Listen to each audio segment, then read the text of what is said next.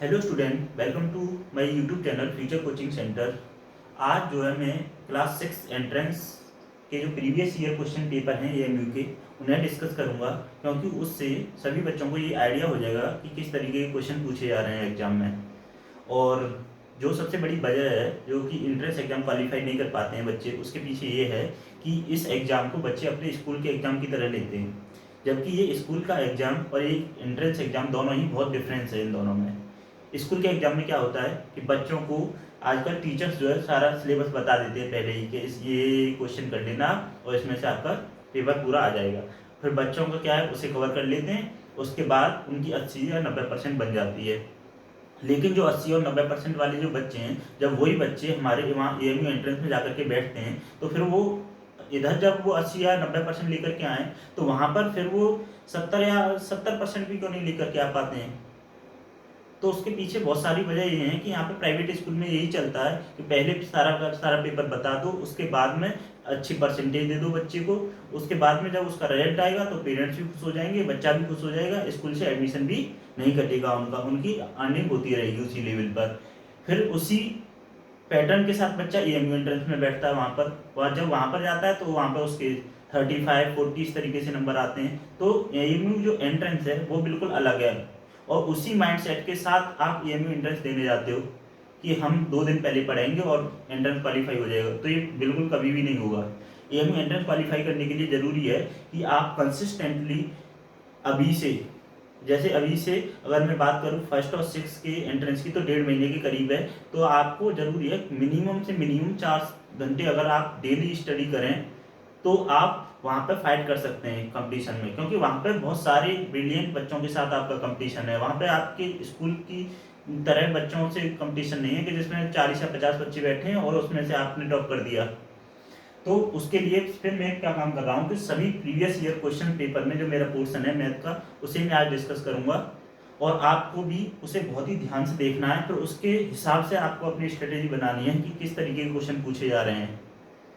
तो जैसे मैं यहाँ पर जब डिस्कस करूंगा कि स्मॉलेस्ट कंपोजिट नंबर पूछा गया है, जैसे पहला क्वेश्चन, तो जब मैं कंपोजिट नंबर की बात करूंगा तो मैं उसमें आपको सभी तरह के जो नंबर हैं, चाहे वो prime number, composite number, rational number और को प्राइम नंबर, तो मैं सभी टाइप के यहाँ पर नंबर्स को डिस्कस कर लूंगा। ऐसे हर एक जो क्वेश्चन होगा उसमें एक जो ऑप्शन सही होगा उसका बारे में तो मैं डिस्कस करूंगा ही, जो भी गलत होंगे ऑप्शन होंगे, जो मुझे लग रहा होगा कि इसके बारे में डिस्कस करना है तो उसी में डिस्कस करूंगा।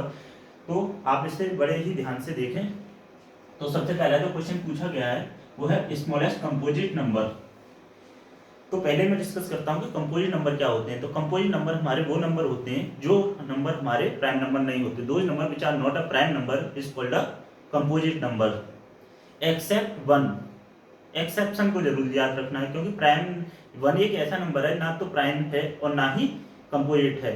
तो अगर आपसे पूछ लिया जाए suggest number which are not a prime not a coprime, तो एक ऐसा नंबर जो ना ही प्राइम है और ना ही कोप्राइम है, वो कौन सा नंबर है? वो है 1। तो और 1 को छोड़ करके फिर जितने भी नंबर हैं जो प्राइम नहीं है वो कैसे नंबर हैं? वो कंपोजिट हैं। तो प्राइम के बारे में दो बात याद रखनी है आपको बस, कि प्राइम नंबर वो नंबर होते हैं विच हैज मिनिमम और मैक्सिमम 2 फैक्टर। कम से कम और ज़्यादा से ज़्यादा उसके कितने फैक्टर होने चाहिए? 2 फैक्टर होने चाहिए। और उसकी लिए क्या जरूरी है, यानी फिर जो प्राइम नंबर नहीं होते हैं हमारे, वो कौन से होते हैं? फिर वो कंपोजिट नंबर होते हैं, और 1 एक प्राइम नंबर नहीं है। ये आप बातें याद रखनी है। तो स्मॉलेस्ट कंपोजिट नंबर कौन से हैं, यानी कंपोजिट नंबर कौन से होते हैं फिर, यानी प्राइम के तो 2 फैक्टर होते हैं, तो फिर 2 से ज्यादा जो भी फैक्टर होते हैं वो कौन से होते हैं? हमारे कंपोजिट नंबर होते हैं। तो 1 का हमारा एक फैक्टर है, इस वजह से प्राइम नंबर नहीं है। उसके बाद में अगर मैं 2 की बात करूं तो 2 प्राइम नंबर है, 2 स्मॉलेस्ट प्राइम नंबर भी है, 2 इवन प्राइम नंबर भी है, और एक ही ये 2 एक ऐसा नंबर है जो कि इवन है और प्राइम भी है। 2 के अलावा कोई भी और ऐसा नंबर नहीं है जो कि इवन भी हो और प्राइम भी हो। तो 2 क्या हो गया? हमारा स्मॉलेस्ट प्राइम नंबर हो गया, और स्मॉलेस्ट इवन प्राइम नंबर भी है ये। और पूछ लिया जाए कि कौन सा ऐसा नंबर है जो कि इवन भी है और प्राइम भी है, तो भी आंसर क्या होगा?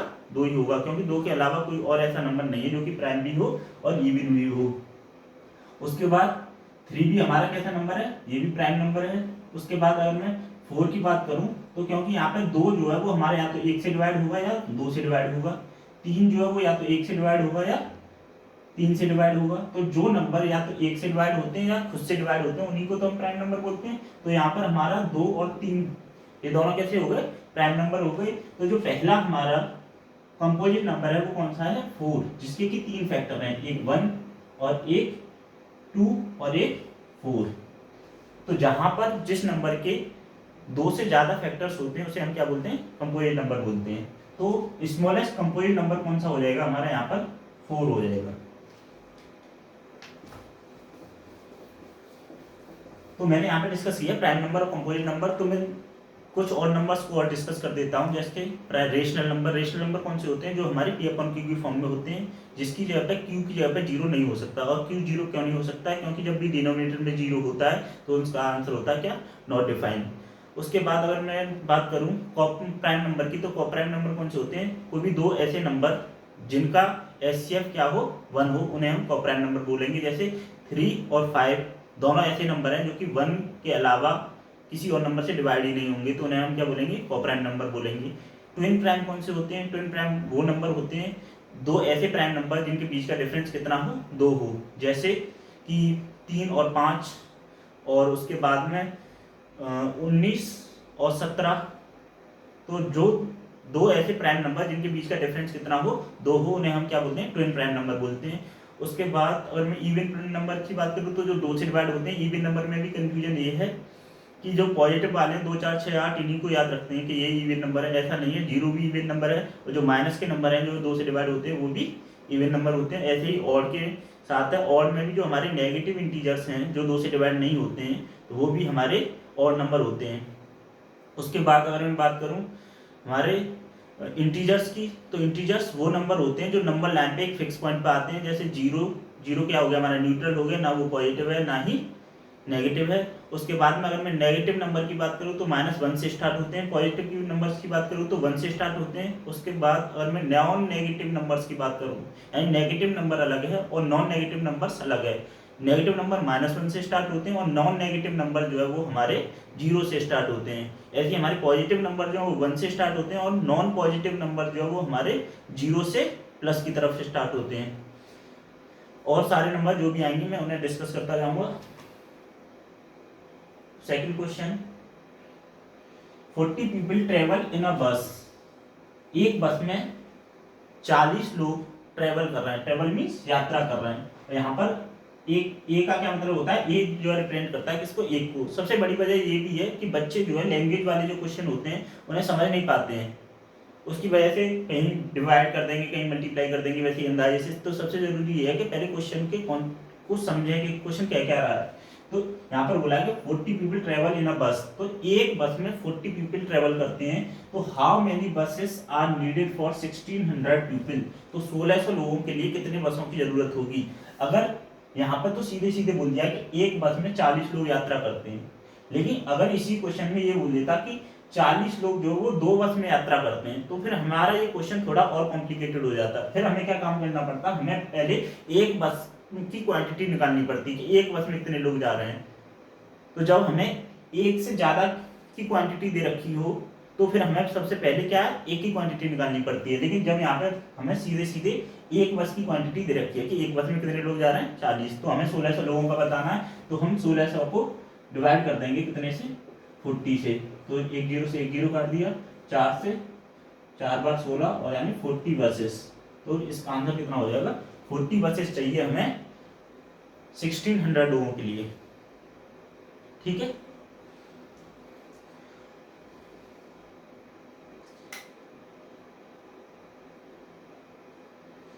उसके बाद डिस्कस करेंगे। उसके बाद बोला if x% of 2/7 is 1/35 then the value of x। जब भी इस तरीके का क्वेश्चन हो तो उसमें सबसे पहले हमें क्या काम करना है, बॉड मास वाले रूल से अगर हम देखें तो अगर हमारा ब्रैकेट अगर हो तो सबसे पहले ब्रैकेट हटाना है। उसके बाद अगर ऑफ लिख रहा है तो ऑफ को हटाना है। तो ऑफ को रिमूव करने के लिए हम क्या काम करते हैं, ऑफ को हटाने के लिए हम मल्टीप्लाई का साइन लगा देते हैं। तो ये हो जाएगा x%, ऑफ को हटाया, मल्टीप्लाई का साइन 2/7 और इज इसकी जगह पे क्या आ जाएगा, इज इक्वल टू 1/35। क्वेश्चन क्या कह रहा है कि x का 2/7 का x%, 2/7 का x% कितना है, 1/35 है। तो उसको मैंने इक्वेशन में रिप्रेजेंट कर दिया, x% ऑफ की जगह पे क्या आ गया, मल्टीप्लाई 2/7 कितना हो जाएगा, 1/35 हो जाएगा। अब परसेंट को रिमूव करना है, तो परसेंट का क्या मतलब होता है, परसेंट का मतलब होता है पर मींस ईच सेंट मींस 100। तो परसेंट का साइन जब भी हम हटाते हैं तो डिनोमिनेटर में क्या पुट कर देते हैं, 100 पुट कर देते हैं। तो ये हो जाएगा हमारा कितना, x/100 is equal to multiply by 2/7 is equal to 1/35। अब मैं क्या काम कर सकता हूँ, इसे यहाँ से इसे काट सकता हूँ, कितना आ जाएगा, x/50 multiply by 2/7 is equal to 1/35। अब क्या काम करेंगे हम, इस वाले फ्रैक्शन को, ये मल्टीप्लाई में है ना, तो जो भी, अगर ये वाली कौन सी साइड है हमारी, ये है LHS और ये है हमारी RHS। तो जब भी हम इक्वेशन को सॉल्व करते हैं तो जो भी नंबर हमारा इधर की RHS में मल्टीप्लाई में है तो वो LHS RHS में जाता है किधर, इसमें डिवाइड में। अगर इधर प्लस में है तो उधर जाएगा माइनस में, अगर इधर माइनस में तो उधर जाएगा किसमें, प्लस में। तो यहाँ पर मल्टीप्लाई में तो उसे हम ले जाएंगे किसमें, डिवाइड में। तो x/50 इज इक्वल टू हो जाएगा 1/35 डिवाइडेड बाई 2/7। अब यहाँ से फिर इसे x/50 is equal to 1/35 divide के साइन जो है वो मल्टीप्लाई में चेंज हो जाता है कब, जब हम एंड वाले इसको फ्रैक्शन को रेसिप्रोकल कर देते हैं, यानी उल्टा कर देते हैं। तो यहाँ पे मल्टीप्लाई में ये चेंज हो जाएगा, ये कितना हो जाएगा, 7/2। अब 7 से हम 35 को काट देंगे कितने बार, 5 बार। अब यहाँ से x/50 इज इक्वल टू, ये कितना हो जाएगा हमारा, ये हो जाएगा 1/10। उसके बाद में 2 से ऐसे काट दिया, कितना आ गया 50। उसके बाद में यहाँ से, सॉरी यहाँ पर बचेगा हमारा कितना, फिर 1/7 बचेगा। तो 1/7, फिर यहाँ पर भी कितना आ जाएगा 1/7, और यहाँ पर फिर हो जाएगा हमारा 7/1, और फिर यहाँ पर कितना आ जाएगा हमारा, ये 5 आ जाएगा। तो यहाँ से 5 से 50 को काट देंगे कितने बार, 10। तो यहाँ से x की वैल्यू कितनी आ जाएगी, क्रॉस मल्टीप्लाई करके x की वैल्यू आ जाएगी 10। तो इसका जो करेक्ट आंसर हो जाएगा वो कितना हो जाएगा हमारा, ए। तो इसमें तरीके क्वेश्चन में सबसे पहले हमें क्या काम करना है, ऑफ को हटाना है, मल्टीप्लाई में चेंज करना है, परसेंटेज के साइन को हटा करके नीचे 100 डिनोमिनेटर में पुट कर देंगे। 2 से इसको हमने काट दिया, कितना आ गया 50। तो जब यहाँ से इसे काटा 2 बन जाए 2, और 2 से 50 बार कितना आ जाएगा, 100। उसके बाद ये बन गया हमारा 1/7। फिर यहाँ से इसको वाले फ्रैक्शन को हम डिवाइड में लेके, उधर डिवाइड में ले जाने के बाद वो मल्टीप्लाई में चेंज हो जाता है साइन, फ्रैक्शन का रेसिप्रोकल कर देते हैं। उसके बाद में 7 से 35 को काट दिया 5 टाइम्स, नीचे 5 बन गया 5, और इधर कितना आ गया हमारा 50। जब हमारे इज इक्वल टू के दोनों तरफ इस वाले अगर डिनोमिनेटर से इधर का डिनोमिनेटर कट रहा होता है तो हम काट देते हैं, 5 से 50 कट गया कितने बार, 10 बार। यहाँ से फिर क्रॉस मल्टीप्लाई करके x की वैल्यू कितनी आ गई, 10। नेक्स्ट क्वेश्चन को डिस्कस करते हैं। और triangle is made up of, एक ट्राइंगल बना हुआ होता है कितने सेगमेंट्स का। तो ट्राइंगल जो बना होता है, ट्राइंगल क्या है, एक हमारा पॉलीगॉन है जो कि 3 लाइन सेगमेंट से मिलकर के बना होता है। तो लाइन सेगमेंट हम किसे बोलते हैं, तो लाइन सेगमेंट एक ऐसा सेगमेंट जिसके 2 फिक्स पॉइंट होते हैं। तो मैं यहाँ पे बता देता हूँ, इसे तो हम बोलते हैं लाइन, इसे हम बोलते हैं लाइन सेगमेंट। इसमें नो एंड पॉइंट होता है, नो एंड पॉइंट। इसमें 2 एंड पॉइंट, और ये हो गई हमारी रे जिसमें 1 एंड पॉइंट होता है, 1 एंड पॉइंट। तो जो हमारा ट्राइंगल है वो लाइन सेगमेंट से मिलकर के बना होता है। कितने लाइन सेगमेंट से, 3 लाइन सेगमेंट से मिलकर के बना होता है। तो इसका आंसर हो जाएगा कितना, 3 लाइन सेगमेंट। और ट्राइंगल क्या है, एक प्लेन फिगर है, और क्या है, पॉलीगॉन है। उसके बाद इस वाले क्वेश्चन को देखिए, इफ 9 6 ऑफ राइस कॉस्ट 999। जैसे अभी मैंने पिछला एक क्वेश्चन डिस्कस किया था बस वाला, उसमें हमें क्वांटिटी दे रखी थी एक बस में कितने लोग आते हैं, तो वहां पे हमें एक की निकालने की जरूरत नहीं पड़ी थी। फिर हमने 1600 लोगों के लिए बता दी थी कितने बसों की जरूरत पड़ेगी। अब यहाँ पर क्या है, हमें 9-6 की कॉस्ट दे रखी है, उसके बाद में हमें एक की पूछी है।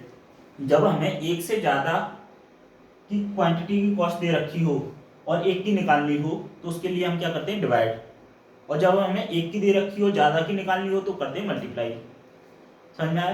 क्या करते हैं, जब हमें एक से ज़्यादा क्वांटिटी की कीमत दे रखी है और एक की निकालनी है तो उसके लिए क्या करते हैं, यानी क्वांटिटी से अमाउंट को डिवाइड कर देते हैं। तो मैं हम क्या करेंगे, इसमें हमें 9-6 की कीमत दे रखी है, एक 6 की निकालनी है, तो उसके लिए हम क्या करेंगे, 999 को डिवाइड कर देंगे कितने से, 9 से, तो इससे डिवाइड करेंगे कितना आ जाएगा, 111। तो इसका सही आंसर कितना हो जाएगा, ये डी।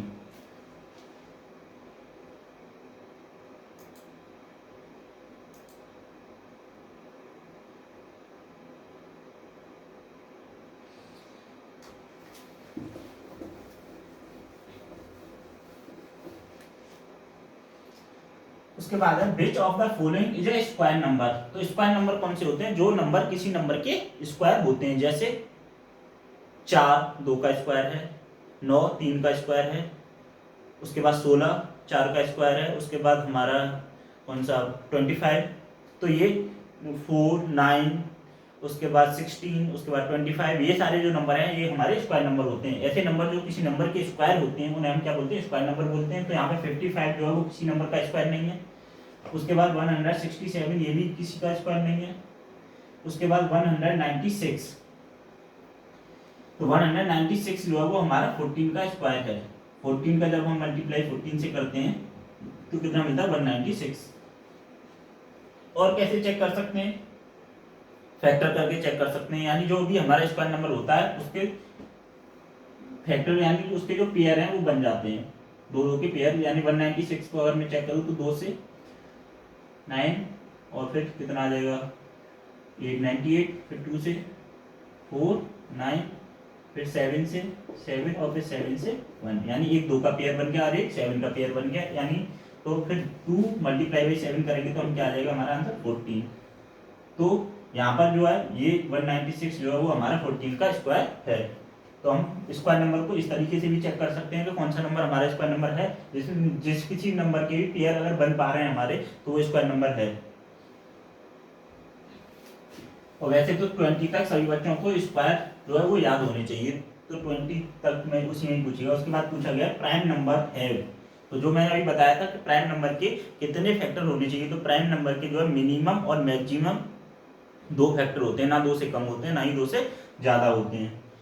अगर 3 फैक्टर हैं तो किस में चला जाएगा हमारा, वो कंपोजिट नंबर में चला जाएगा। अगर ये पूछा जाएगा मैक्सिमम फैक्टर कितने होते हैं कंपोजिट नंबर के, तो मैक्सिमम की कोई गारंटी नहीं है। मिनिमम यानी 2 से ज़्यादा होने चाहिए। 2 से अगर 2 से कम और 2 हैं या 2 से 2 हैं, अगर एग्जैक्टली 2 हैं तो वो प्राइम नंबर है, अगर 2 से ज़्यादा हैं तो कैसा है, वो कंपोजिट नंबर है। तो यहाँ पर प्राइम नंबर के कितने फैक्टर होने चाहिए, वो 2 फैक्टर होने चाहिए। उसके बाद two angle of triangle measure 31 and 42। Triangle के 2 एंगलों का मेजर दिया हुआ है, हमें क्या बताना है, मेजर ऑफ थर्ड एंगल बताना है। तो ट्राइंगल के तीनों एंगलों का सम कितना होता है, 180 होता है। तो अगर हमें 2 दिए हुए हैं तो हम तीसरे को क्या मान लेंगे, x मानेंगे। तो x plus 31 plus 42 is equal to कितना, 180। तो यहाँ से 31 और 42 को प्लस करेंगे तो कितना आ जाएगा, 3 और 7, यानी x plus 73 is equal to 180। तो यहाँ से x इज इक्वल टू कितना हो जाएगा, 180 माइनस 73। ये x की वैल्यू आ जाएगी कितनी हमारी, 107 डिग्री। तो जब भी हमें ट्राइंगल के 2 एंगलों का सम दिया हुआ हो और तीसरा पूछा हो तो तीसरे को क्या मान लेंगे, x, और तीनों को का सम जो हम 180 के बराबर रख देंगे, क्योंकि ट्राइंगल के तीनों एंगलों का सम कितना होता है, 180। और फिर उस इक्वेशन को हम सॉल्व कर लेंगे, उन्हें ऐड करेंगे, फिर उसको माइनस में ले जाएंगे इधर, और माइनस करने के बाद हमें आंसर मिल जाएगा।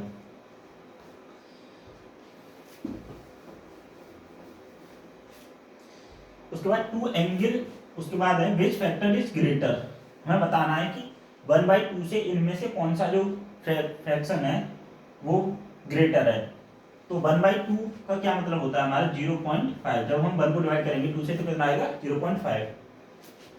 तो हमारा पहले मैं इसे देख लेता हूँ, 8/16 का भी क्या मतलब होता है 1/2, 4/8 का भी क्या मतलब होता है 1/2। तो ये तो कैसे हो गए हमारे, ये तो इक्विवेलेंट हो गए, ठीक है। तो 3 क्वेश्चन इसमें पूछ सकता है, या तो ग्रेटर पूछ सकता है, या स्मॉल पूछ सकता है, या इक्विवेलेंट पूछ सकता है। तो इक्विवेलेंट निकालने के लिए क्या करते हैं, अगर मुझे 1/2 के इक्विवेलेंट फ्रैक्शन निकालने हैं तो मैं ऊपर न्यूमरेटर और डिनोमिनेटर में किसी भी नंबर से, एक ही नंबर से डिवाइड कर सकता हूँ या मल्टीप्लाई कर सकता हूँ। अगर मुझे इक्विवेलेंट चाहिए तो मैं ऊपर और नीचे दो से मल्टीप्लाई कर सकता हूँ, तो कितना मिलेगा 2/4।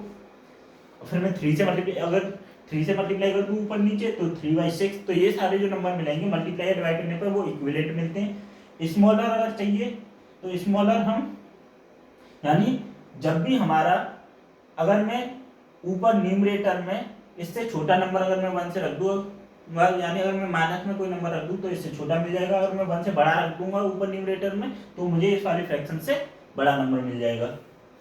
तो ये दोनों तो हमारे इक्विवेलेंट हो गए 4/8 और 8/16। 1/4 जो है कैसा, जब भी हमारे न्यूमरेटर सेम हो, यहाँ पर भी 1 है और यहाँ पर भी 1 है, तो उसमें अगर हमारा जो डिनोमिनेटर बड़ा होता है तो वो नंबर हमारा छोटा होता है।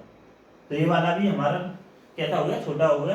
ये 3/4 बचा। 3/4 का क्या मतलब होता है 0.75। तो ये हमारे 0.5 से बड़ा है, तो इसका ऑप्शन कितना हो गया 3/4।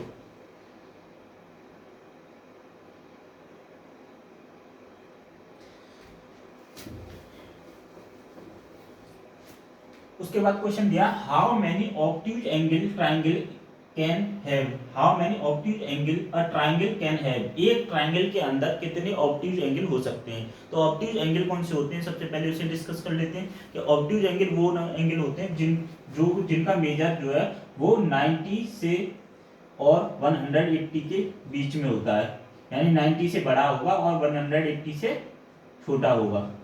तो ऐसा एंगल जो 90 से बड़ा हो और 180 डिग्री से छोटा हो उसे हम क्या बोलते हैं, उसे हम ऑब्ट्यूज एंगल ट्रायंगल बोलते हैं। तो अगर हम एक ट्रायंगल बना लें तो उसमें पूछा है कि एक ट्रायंगल के अंदर कितने ऑब्ट्यूज एंगल हो सकते हैं। तो अगर मैंने एक, यानी 90 से बड़ा और 180 से छोटा चाहिए, तो मैं अगर पहले तो इसको ले लेता हूँ 100, ठीक है। तो मैं क्या और दूसरा 100 ले सकता हूँ, नहीं ले सकता, क्योंकि ट्रायंगल के तीनों एंगलों का सम 180 होता है। तो मैं अगर दूसरे को भी मैं अगर ऑब्ट्यूज ले लूंगा तो वो तो इन दोनों का ही फिर हमारे 180 से ज्यादा बैठ जाएगा। चलो मैं 91 का भी ले लेता हूँ, और 91 और 91 भी ले लिया, फिर ये भी जो हमारा 182 हो गया। तो मैक्सिमम टू मैक्सिमम किसी भी ट्रायंगल में हम एक ही ऑब्ट्यूज एंगल ले सकते हैं, एक से ज्यादा ऑब्ट्यूज एंगल नहीं हो सकता है किसी भी ट्रायंगल में। तो इस क्वेश्चन का आंसर क्या हो जाएगा हमारा, एक। बात याद रखनी है कि कितने ऑब्ट्यूज एंगल हो सकते हैं एक ट्रायंगल में। एक ट्रायंगल में एक ही ऑब्ट्यूज एंगल हो सकता है, एक से ज्यादा ऑब्ट्यूज एंगल एक ट्रायंगल में नहीं हो सकते हैं। उसके बाद बात करते हैं एक्यूट एंगल की। एक्यूट एंगल कौन से होती है, ये कौन से होते हैं हमारे ऑब्ट्यूज। एक्यूट कौन से होते हैं, जो हमारे 0 से बड़े होते हैं और 90 से छोटे होते हैं। 0 से बड़े और 90 से छोटे, ये कौन से होते हैं हमारे, ये एक्यूट एंगल होते हैं। तो कितने एक्यूट एंगल हो सकते हैं हमारे ट्रायंगल के अंदर। तो एक्यूट एंगल यानी 0 से बड़ा मैं कितना ले लूं, और मान लो यहाँ पर 60 ले लिया मैंने, और यहाँ पर भी 60 ले लिया, और यहाँ पर भी 60 ले लिया। तो ये तीनों हमारे 0 से बड़े हैं और 90 से छोटे भी हैं, और इन तीनों का सम 180 भी आ रहा है, यानी 180 से कम भी नहीं है और ना ही 180 से ज्यादा है। तो ये यहाँ पर हम कह सकते हैं कि कितने एक्यूट एंगल हो सकते हैं, 3 एक्यूट एंगल ट्रायंगल हो सकते हैं हमारे किसी भी ट्रायंगल के अंदर। तो ये बातें याद रखनी है कि एक्यूट एंगल कौन से होते हैं और ऑब्ट्यूज एंगल कौन से होते हैं। मैं थोड़े बहुत एंगल्स और सप्लीमेंट्री एंगल्स की बात कर लेता हूँ।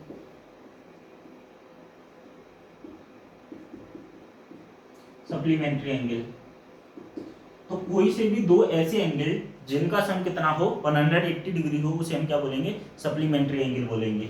जैसे 90 + 90, 120 + 60, तो ये कैसे एंगल हैं, ये दोनों हमारे, ये हमारे सप्लीमेंट्री एंगल हैं। तो इस पर भी क्वेश्चन बनता है कि ऐसे कि if one of the supplementary angle is 120 degree find the other.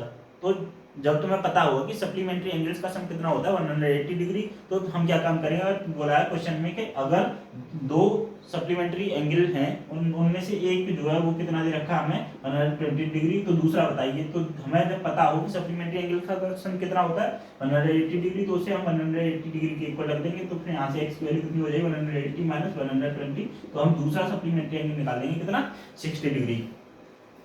ऐसे कॉम्प्लीमेंट्री एंगल पर, तो कॉम्प्लीमेंट्री एंगल कौन से होते हैं, जिन दो एंगलों का सम कितना होता है 90 डिग्री। तो इस पर भी क्वेश्चन बन सकता है कि if one of the complementary angle is 60 degree find the other, find its complement, इस तरीके से क्वेश्चन आता है, फाइंड इट्स कॉम्प्लीमेंट या find its supplement.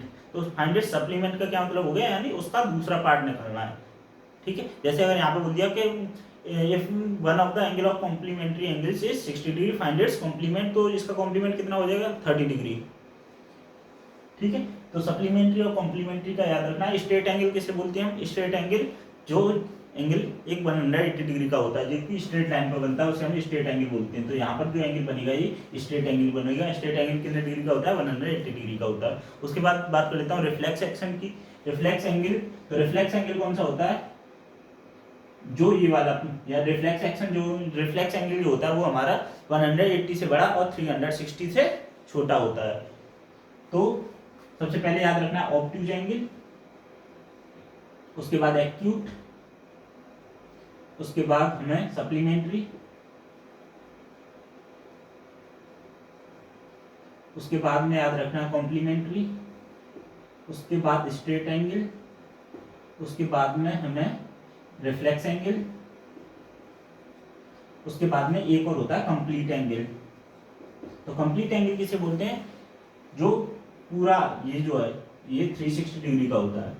Reflex angle कौन सा होता है, 180 से बड़ा, 360 से छोटा।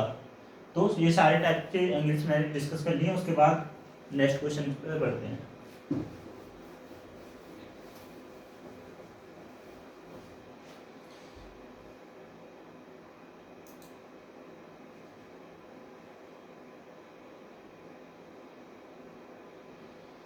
उसके बाद है what is the prime greater prime factor of 60। तो जैसे इसमें वर्ड आ गया, जहाँ पर प्राइम आएगा उसका मतलब प्राइम नंबर से ही है। ऐसे नंबर जिसका दो ही फैक्टर हो, या तो खुद से डिवाइड होता हो या 1 से डिवाइड होता हो। तो फैक्टर तो इस 60 के बहुत कई होंगे, लेकिन हमें कौन सा बताना है, ग्रेटेस्ट, और वो उसमें भी प्राइम फैक्टर होना चाहिए। तो जैसे अगर मैं 60 के फैक्टर करूँ यहाँ पर, तो 60 को पहले 2 से 30, 2 से 15, फिर 3 से 5 और फिर 5 से 1। तो अगर मैं इसमें से प्राइम वाले जो नंबर देखूंगा तो वो कौन कौन से प्राइम नंबर, या तो एक 3 आया है या एक 5 आया है। तो इसमें से हमारा जो ग्रेटेस्ट प्राइम नंबर है, तो ग्रेटेस्ट प्राइम नंबर कौन सा है, यानी 5। इसका आंसर क्या हो जाएगा हमारा 5। तो याद रखना है, पहले क्वेश्चन को समझना है क्या पूछ रहा है, उसके बाद ही डिसाइड करना है कि क्या आंसर होगा।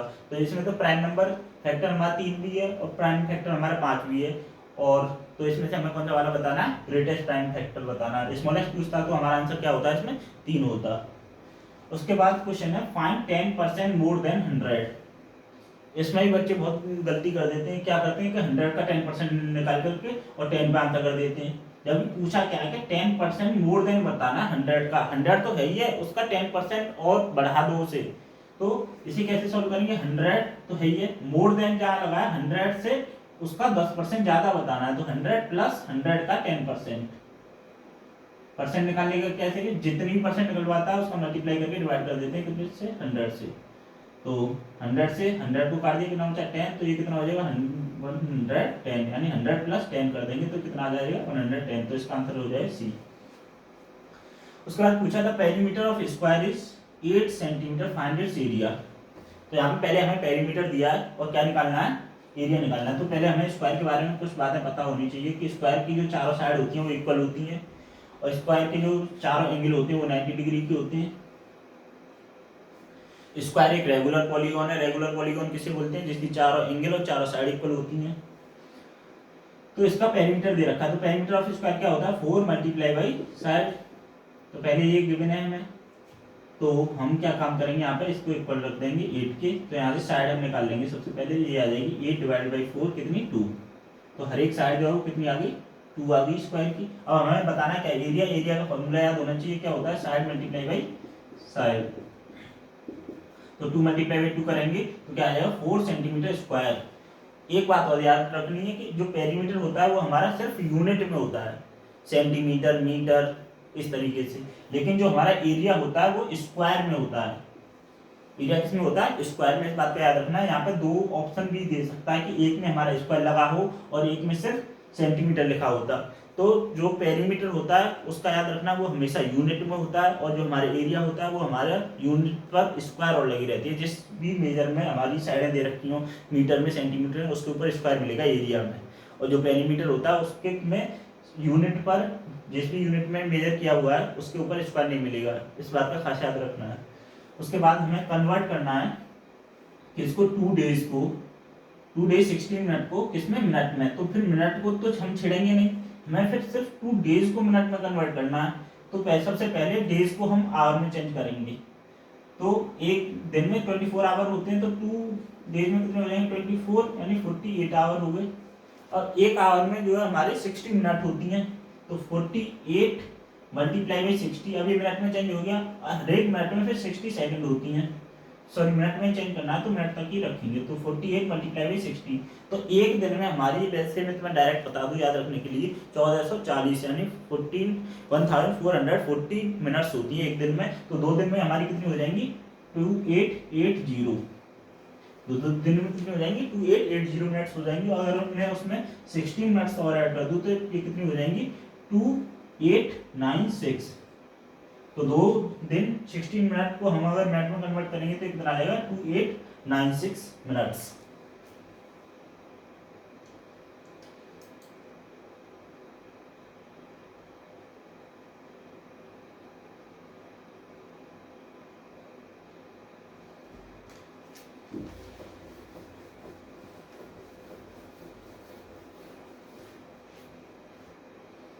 उसके बाद smallest 8 digit number is called, smallest 8 digit. तो स्मॉलेस्ट पूछे या ग्रेटेस्ट पूछे तो उसके लिए याद रखना है, जब भी ग्रेटेस्ट नंबर पूछे कितनी भी डेट का, अगर पूछ ले मान लो 8 डेट का ग्रेटेस्ट नंबर कौन सा होगा, तो उतनी बार हमें 9 डेट को रिपीट करना है।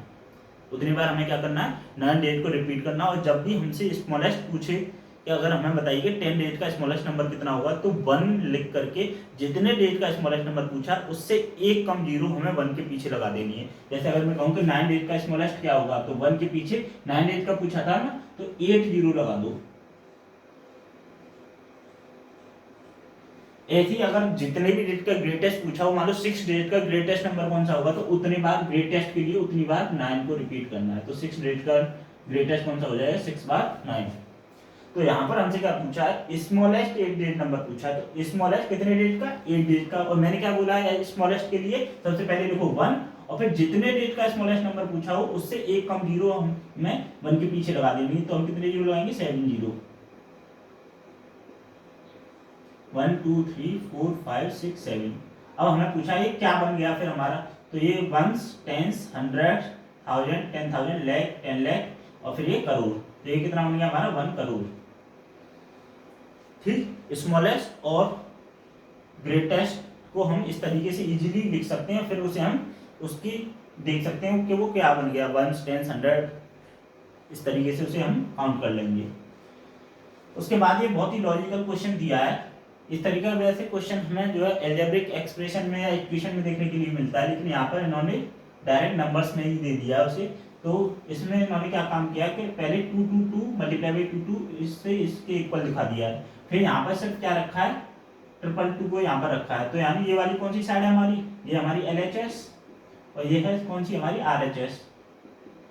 तो इन्होंने क्या काम किया है कि 22 को यहाँ से हटा दिया है, तो फिर हमारा ये तो हमारा इधर रहेगा ही ना।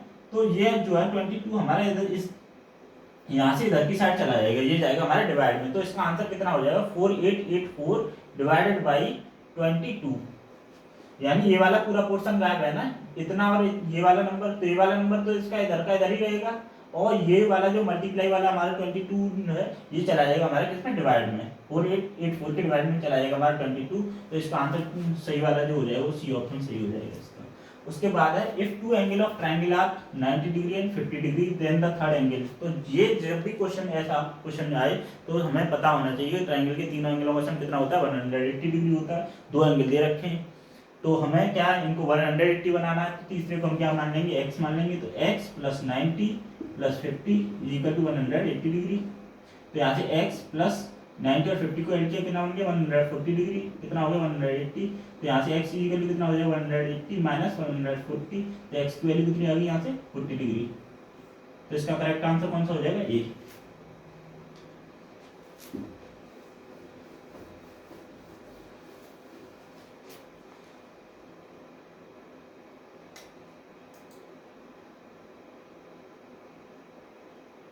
उसके बाद अब बस travel a distance of 235 kilometer every day, then the distance traveled by bus in a month of August। एक दिन में एक बस 235 किलोमीटर हर एक दिन ट्रेवल करती है। एक दिन में कितना 235 किलोमीटर।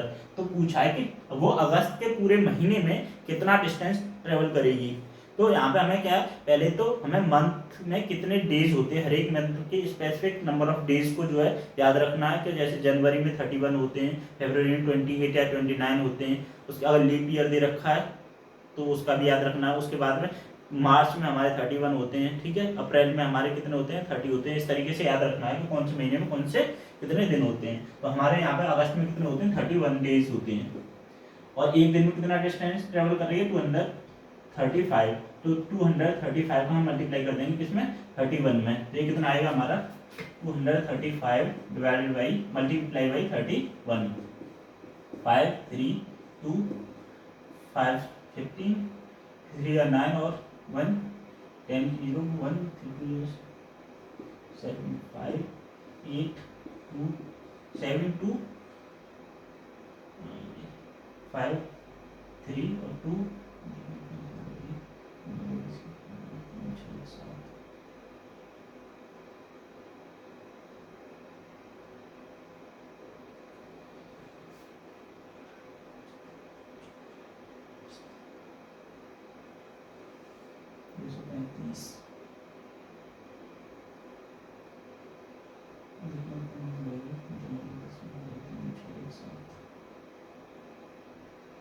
7285 आएगा इसका आंसर। इसमें जो ऑप्शन गलत दे रखे हैं इसका आंसर कितना होगा 7285 होगा। इसका आंसर कितना होगा 7285। इसके ऑप्शन जो है वो गलत दे रखे हैं। Convert 2 minute 30 second into seconds. 2 minute 30 seconds को किसमें कन्वर्ट करना है सेकंड। तो जब भी हमें इस तरीके का क्वेश्चन हो तो ये तो हमारा 30 सेकंड तो सेकंड में है, ये तो हम सेकंड में कन्वर्ट करेंगे नहीं। उसके बाद जो 2 मिनट्स हैं उसको हम कन्वर्ट कर लेंगे किसमें मिनट में। एक मिनट में कितनी होती है 60 सेकंड। तो दो में कितनी हो जाएंगी 2 मल्टीप्लाई बाई 60 120 सेकंड्स। और ये 30 सेकंड्स और थी तो ये कितनी हो जाएगी 150 सेकंड्स। तो इसका आंसर कितना हो जाएगा सही ये हो जाएगा। उसके बाद ये वाले जो क्वेश्चन है वो हमारा डेसिमल से रिलेटेड है। तो ये तो होल नंबर हो गया। उसके बाद में ये भी हमारा एक होल नंबर हो गया। 7/10 को मैं क्या लिख सकता हूँ, इसे मैं लिख सकता हूँ क्या 0.7 यानी ये 10th उस पर आएगा पोजीशन पर। ये कितना आएगा ये हमारा 1000th पोजीशन पर आएगा। तो इसे मैं क्या लिख सकता हूँ 6/1000 को इसे लिख सकता हूँ मैं यानी 6/1000। नीचे 1 के पीछे कितने जीरो हैं 3 जीरो हैं। तो हमारा जो पॉइंट आएगा वो कितने डेट के बाद आएगा न्यूमरेटर में 3 डेट के बाद आएगा। लेकिन न्यूमरेटर में हमारी एक ही डेट है तो इसे हमें क्या करेंगे इसके आगे हम 2 जीरो और लगा देंगे और पॉइंट लगा देंगे यहाँ पर। अब हम इन सबको प्लस कर लेते हैं। तो 600 सबसे ज़्यादा पॉइंट कितने डेट के बाद है 3 डेट के बाद। तो मैं 600 के बाद 3 जीरो वैसे ही लगा दूंगा।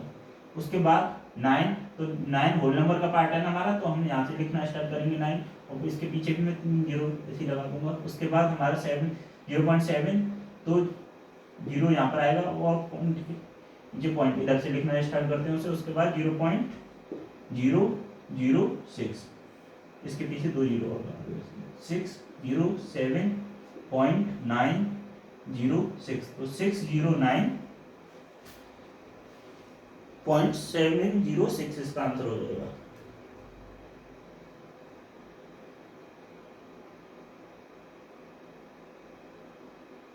इसका आंसर कौन सा हो जाएगा हमारा सही ये वाला।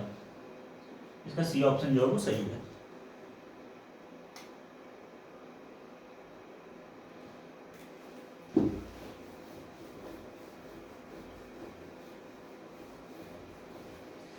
उसके बाद पूछा HCF ऑफ 32 एंड 52। 32 और 52 का HCF पूछा कितना होगा। तो HCF क्या होता है HCF एक ऐसा नंबर होता है जिससे दिए हुए सारे नंबर डिवाइड हो जाएं। ऐसा बड़े से बड़ा नंबर जिससे दिए हुए सारे नंबर डिवाइड हो जाए उसे हम एचसीएफ बोलते हैं, यानी हाईएस्ट कॉमन फैक्टर। ऐसा सबसे बड़ा कॉमन फैक्टर, उन दोनों नंबरों को डिवाइड करने वाला सबसे बड़ा नंबर कौन सा है। जैसे ये वाले दोनों नंबर जैसे तो 2 से भी डिवाइड हो जाएंगे, ठीक है, लेकिन क्या 2 ही एक ऐसा सबसे बड़ा नंबर है जो कि इन दोनों को डिवाइड कर सकता है। एचसीएफ का एक्चुअल मतलब क्या है, जो सबसे बड़ा ऐसा नंबर हो, उससे बड़ा कोई और ऐसा नंबर ना हो जो इन दोनों नंबरों को डिवाइड कर पाए, यानी हाईएस्ट कॉमन फैक्टर होना चाहिए। तो हाईएस्ट कॉमन फैक्टर क्या होगा, 32 और 52 का, यानी 13 से तो ये डिवाइड नहीं होंगे दोनों, 4 से डिवाइड हो जाएंगे दोनों, 2 से भी डिवाइड हो जाएंगे, 9 से नहीं डिवाइड होंगे, तो 4 इसका क्या हो जाएगा, हाईएस्ट कॉमन फैक्टर हो जाएगा। और निकालने का तरीका क्या है, 32 के फैक्टर कर लो, 2 से 16, 2 से 1, 2 से फिर 4, फिर 2 से 2 और फिर 2 से 1, 52 के भी फैक्टर कर लो, 2 से 26, 2 से 13 और फिर 13 से 1। तो यहाँ पर एक इसके जो फैक्टर आए कितने आए, 2 multiply by 2 multiply by 2 multiply by 2 multiply by 2, और इसके जो फैक्टर आए हमारे वो कितने आए, 2 मल्टीप्लाई बाई 2 मल्टीप्लाई बाई 13। तो इसमें से जो कॉमन आ रहे हैं उनको ले लो और जो कॉमन में से एक एक पेयर निकाल लो, तो इसका आंसर आ जाएगा कितना, 4। इस तरीके से कर सकते हैं। और नहीं वैसे जो ऑप्शन दिए हैं उसमें से हम 13 से डिवाइड नहीं होगा, 9 से दोनों नंबर डिवाइड होंगे नहीं, 2 से या और 4 से डिवाइड होंगे, तो इन दोनों में से बड़ा नंबर कौन सा है वो उसका हमारा आंसर हो जाएगा। क्योंकि इंट्रेंस में ये भी जरूरी है कि हम जल्दी से जल्दी भी सॉल्व कर पाए, तो जल्दी से जल्दी तुम्हें एलिमिनेट ऑप्शन भी आना चाहिए। एलिमिनेशन ऑप्शन क्या होता है, सबसे पहले अगर हमें सही वाला आंसर नहीं बताया तो हम गलत वालों को ढूंढ ढूंढ करके पहले हटा दें, इसे बोलते हैं एलिमिनेशन ट्रिक। उसके बाद पूछा है अ लाइन हैज, एक लाइन के कितने एंड पॉइंट होते हैं, एक एंड पॉइंट होता है, 2 एंड पॉइंट होता है, या नो एंड पॉइंट होता है, या नन ऑफ दीज। तो लाइन कौन सी होती है हमारी, इस तरीके से इसके दोनों तरफ एरो होते हैं, और ये एरो ये बताते हैं कि हम इसको इधर भी एंडलेसली बढ़ा सकते हैं, कितनी भी इनफाइनाइट तक, और इसे हम इधर भी बढ़ा सकते हैं इनफाइनाइट तक। तो लाइन का कोई भी एंड पॉइंट नहीं होता है, वो एंडलेस होती है, उसका कोई पॉइंट नहीं होता है उसके, यानी इसका आंसर कौन सा हो जाएगा, नो एंड पॉइंट, उसका कोई एंड पॉइंट नहीं होता है, ठीक है, एंडलेस होती है वो लाइन, इनफाइनाइट होती है। उसके बाद और लाइन सेगमेंट का मैंने बताया था, लाइन सेगमेंट के 2 एंड पॉइंट होते हैं, उसे हम बढ़ा नहीं सकते, उसकी एक फिक्स डिस्टेंस होती है, उसे हम किधर भी ना तो इधर बढ़ा सकते हैं ना ही इधर बढ़ा सकते हैं। रे का एक एंड पॉइंट होता है और एक तरफ उसे हम एंडलेस भी बढ़ा सकते हैं। रे किस तरीके से होती है, इस तरीके से, यानी इधर तो हम कितना ही बढ़ा सकते हैं, इधर नहीं बढ़ा सकते। तो याद रखना, लाइन के ऊपर क्वेश्चन पूछा गया है, रे के ऊपर पूछ सकता है या लाइन सेगमेंट के ऊपर पूछ सकता है। उसके बाद पूछा an angle whose measure is 90 degree is called. तो एक ऐसा एंगल जिसका मेजर कितना है 90 डिग्री, उसे क्या बोलते हैं, उसे बोलते हैं हम राइट एंगल। उसके बाद फिर स्ट्रेट एंगल किसे बोलते हैं, मैंने बताया था 180 डिग्री जिसका मेजर होता है उसे वन स्ट्रेट एंगल बोलते हैं। एक्यूट एंगल किसे बोलते हैं, जो 0 से 90 डिग्री के बीच में होते हैं, और ऑब्ट्यूज किसे बोलते हैं, जो 90 से 180 के बीच में होते हैं। तो याद रखना सारे टाइप्स के एंगल, जो जिसका मेजर कितना होता है 90 डिग्री, उसे क्या बोलते हैं, राइट एंगल बोलते हैं। उसके बाद find N equivalent fraction. Equivalent fraction हम कैसे निकालते हैं, मैंने बताया जो भी फ्रैक्शन दिया हो उसमें हम किसी भी एक नंबर से ऊपर न्यूमरेटर और डिनोमिनेटर में मल्टीप्लाई करके हम जो है इक्विवेलेंट फ्रैक्शन निकाल सकते हैं, या डिवाइड करके। लेकिन शर्त यह है कि न्यूमरेटर और डिनोमिनेटर को सेम नंबर से मल्टीप्लाई या डिवाइड करेंगे। तो इसमें देखते हैं इसका इक्विवेलेंट कौन सा होगा। क्या 14 की टेबल में 27 आता है, नहीं आता है, तो ये वाला हमारा आंसर नहीं होगा। क्या 14 की टेबल में 28 आता है, हाँ आता है, तो कितने बार आता है, 2 टाइम्स। तो फिर हम देखेंगे कि डिनोमिनेटर से जो है नीचे भी उतने ही टाइम्स मल्टीप्लाई किया गया है कि नहीं। यहाँ पे जो है 14 से 28 कब आएगा, 2 से जब हम मल्टीप्लाई करेंगे 14 में, लेकिन 35 में जब हम 1 से मल्टीप्लाई करेंगे जब 35 आएगा। जबकि शर्त क्या है इक्विवेलेंट फ्रैक्शन निकालने के लिए कि न्यूमरेटर और डिनोमिनेटर में हमें सेम नंबर से मल्टीप्लाई करना पड़ता है। तो यहाँ पर ऊपर न्यूमरेटर में तो 2 से किया और डिनोमिनेटर में 1 से किया, तो ये वाला हमारा इक्विवेलेंट फ्रैक्शन नहीं होगा। उसके बाद 14 5 जा 70 होता है, यानी 5 का मल्टीप्लाई किया गया न्यूमरेटर में, और 35 में हम 5 का मल्टीप्लाई करके देख लेते हैं कितना आता है। 5 5 जा 25 और 5 3 जा 15 और 2 17 एंड 175। तो ये वाला हमारा सही है, क्योंकि न्यूमरेटर में भी 5 से मल्टीप्लाई किया गया और डिनोमिनेटर में भी 5 से मल्टीप्लाई किया गया, तो ये हमें क्या मिल गया 70/175। ठीक है, तो इक्विवेलेंट फ्रैक्शन में क्या हो जाएगा हमारा ये।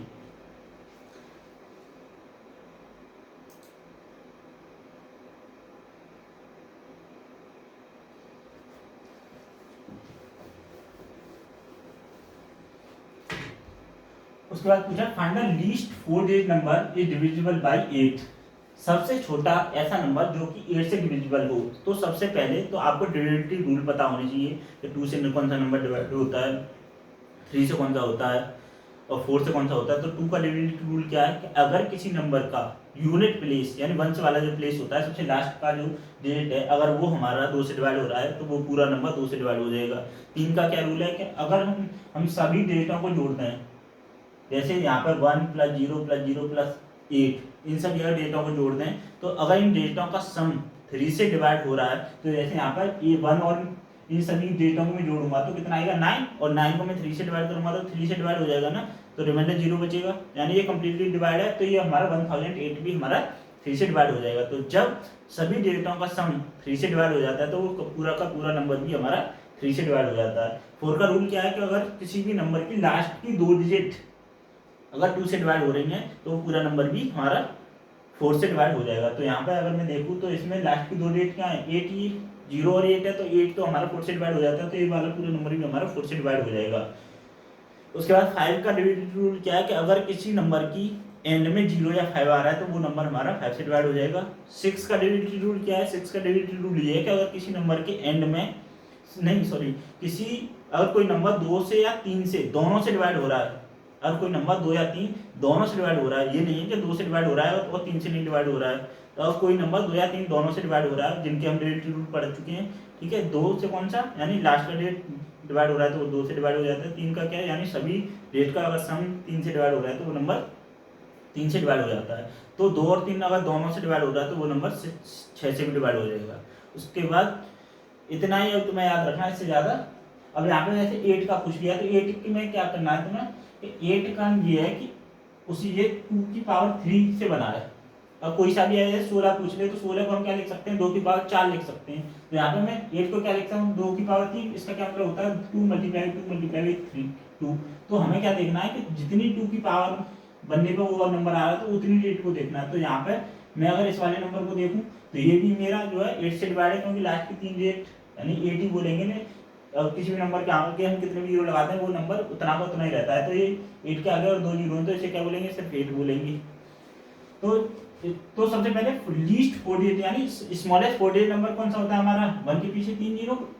तो ये क्या हमारा 8 से डिवाइड हो रहा है, हाँ हो रहा है, तो इसका आंसर कितना हो जाएगा, वैसे हमारा 1000 हो जाएगा, ठीक है। उसके बाद एचसीएफ बताना है 144 और 196 का।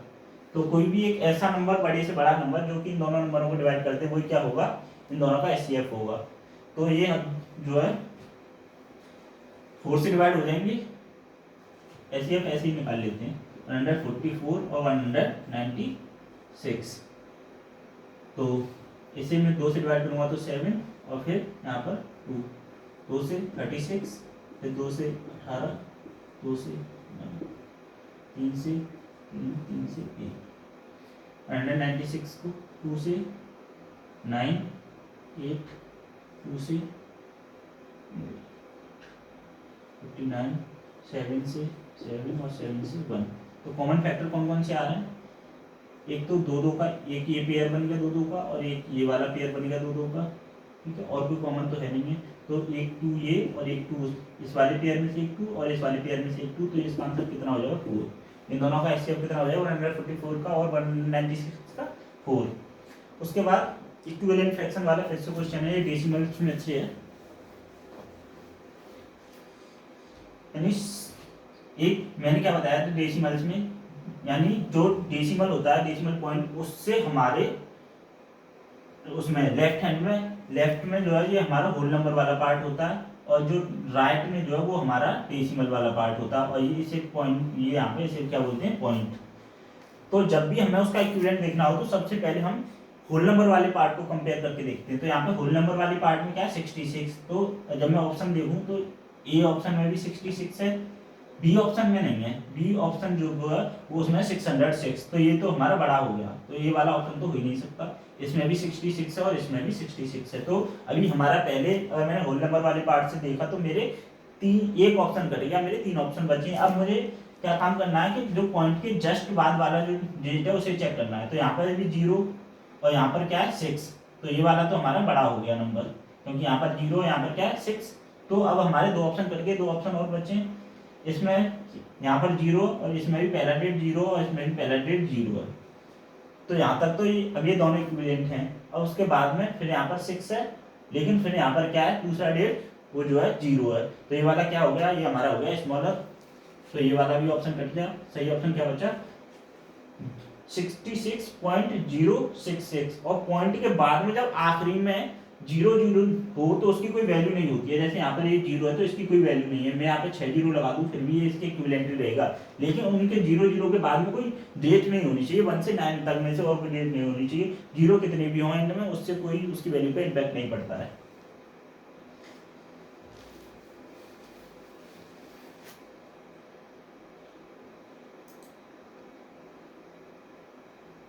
उसके बाद है volume of cube of edge. Edge को समझना है किसे बोलते हैं, क्यूब में क्यूब होता है इस तरीके से।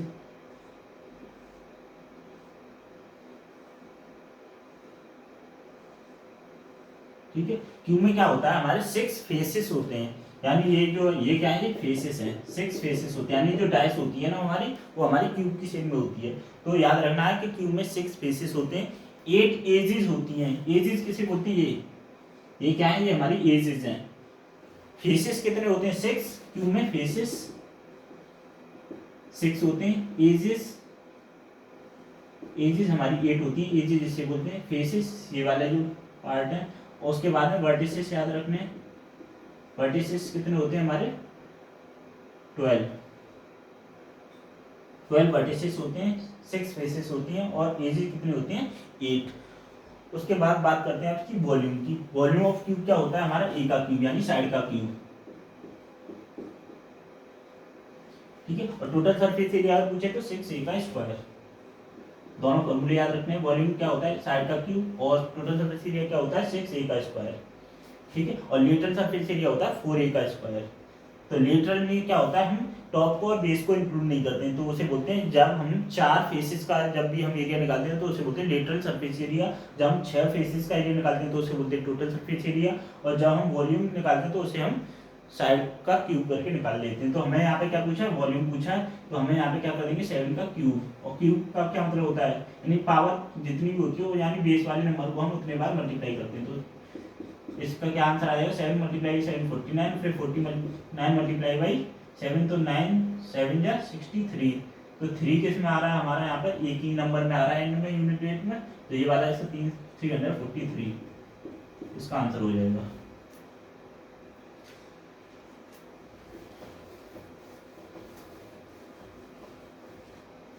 उसके बाद एक्सप्रेस करना है किसमें, डेसिमल में। तो यहाँ पर ये वाला जो नंबर है ये क्या है हमारा, ये है हमारा होल नंबर वाला पार्ट, और इसको हम क्या बोलेंगे, ये वाला हमारा फ्रैक्शनल पार्ट है।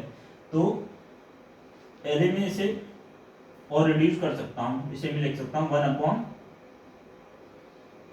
अगर रिड्यूस ना करें तो हम डायरेक्ट, यानी यहाँ पर कितने जीरो हैं, 1 के बाद 3 जीरो, तो जो हमारा न्यूमरेटर नंबर वाला, जो न्यूमरेटर वाला पार्ट है उसमें हमारे 3 डेट के बाद पॉइंट लगेगा, लेकिन ऊपर तो एक ही डेट है ना। तो मैं इसे कैसे लिख सकता हूँ, मैं इसे लिख दूंगा 2 और 3 डेट के बाद जीरो लगा, पॉइंट लगाना है ना, नीचे 3 जीरो इस वजह से, तो मैं इसके आगे 2 जीरो लगा दूंगा और यहाँ पे लगा दूंगा पॉइंट। ठीक, और यहाँ पर क्या लिख देंगे हम 4, जो होल नंबर वाला पार्ट है। तो इसका सही आंसर कितना हो जाएगा, 4.002। तो इसका आंसर हो जाएगा कौन सा, डी। उसके बाद last question, find the third angle of right angle triangle whose one of the angle. अब देखो यहाँ पे ये ट्रायंगल वाला क्वेश्चन जो है और थोड़ा सा ट्रिकी बना दिया है। यहाँ पे अब क्या बोल दिया, फाइंड द थर्ड एंगल, तीसरा एंगल बताना है ट्रायंगल का। कैसा ट्रायंगल है, राइट एंगल ट्रायंगल है। अब यहाँ पे बच्चा ये कहेगा, अभी तो हमने 2 एंगल दिया होता था और हम तीसरे एंगल को फाइंड कर देते थे एक्स मान करके। अब यहाँ पे बच्चा कहेगा कि एक ही एंगल दे रखा है, अब मैं तीसरा एंगल कहाँ से निकालू, इसने दूसरा ही नहीं पूछा, दूसरा तो बताया नहीं। तो यहाँ पे ऑलरेडी राइट एंगल लिख रखा है उसने। तो राइट एंगल ट्रायंगल में क्या होता है, एक हमारा 90 का होता है और एक एंगल उसने दे रखा कितना, 40 डिग्री। तो तीसरा एंगल हम निकाल सकते हैं। तो x + 90 + 40 इक्वल टू 180 डिग्री। तो यहाँ से x + 130 डिग्री इक्वल टू कितना हो जाएगा, 180। तो यहाँ से x की वैल्यू क्या आएगी, 180 - 130। तो x की वैल्यू कितनी आ जाएगी, 50 डिग्री। तो मैं डेली ऐसे ही एक पेपर प्रीवियस ईयर का आपके साथ डिस्कस करूँगा और आपको भी उस पेपर के बेसिस पर अपनी प्रैक्टिस करते रहना है। ओके।